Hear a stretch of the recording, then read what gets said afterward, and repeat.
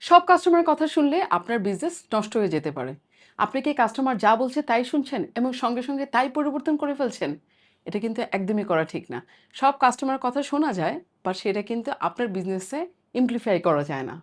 ধরুন একজন কাস্টমার আপনাকে বলল, "আপু ড্রেসের দামটা যদি ৳১,০০০ কমানো যেত তাহলে খুব ভালো হতো।" আবার আরেকজন বলল, "আপনার পেজের ডেলিভারি চার্জ অনেক বেশি।" আবার আরেকজন বলল, "আপু আরো অনেক, অনেক, অনেক ভেরিয়েশন দেখান।"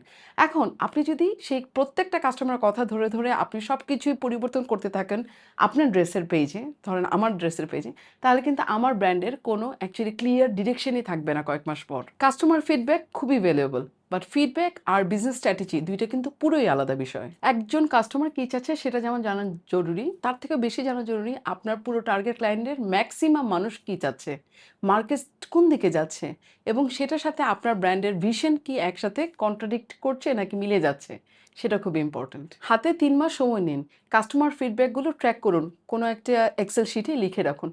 কত পার্সেন্টেজের কাস্টমার কী ধরনের কমপ্লেন করছে, তাদের ফিডব্যাকটা কী, সেটা অ্যাকচুয়ালি ইয়ার এন্ডে অথবা 6 মান্থে আপনি সেটাকে ট্র্যাক করুন। সেভাবে আপনার ব্র্যান্ডকে নতুনভাবে ঢেলে সাজান। স্ট্র্যাটেজি চেঞ্জ করতে পারেন, বাট সেটা অবশ্যই হতে হবে আপনার বিজনেসের জন্য প্রফিটেবল এবং আপনার ব্র্যান্ড ইমেজের সাথে কনফ্লিক্ট করছে না।